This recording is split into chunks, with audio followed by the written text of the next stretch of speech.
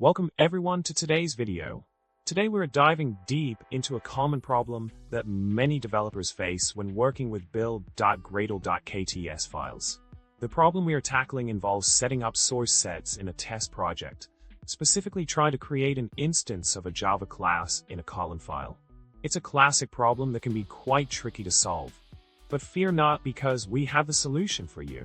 Now, let's talk about the solution to the problem. One way to solve this issue is by updating your build.gradle.kts file with the following code snippet.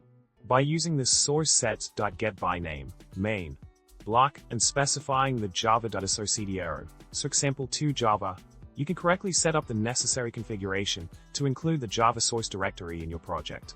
This ensures that the legacy file class is accessible from your main activity.kt file, resolving the NoClassDefFoundError that was previously encountered. It's a simple yet effective solution to the problem at hand. In addition to the previous solution, another approach you can take is by modifying your build.gradle.kts file with the alternative code snippet provided. By utilizing the SourceSets.getByName main block and adding java.associateError plus equals, for example to Java, you can achieve the same result of including the Java source directory in your project configuration. This will also allow you to access the legacy file class from your main activity.kt file without any class loading issues, ensuring a smooth running application.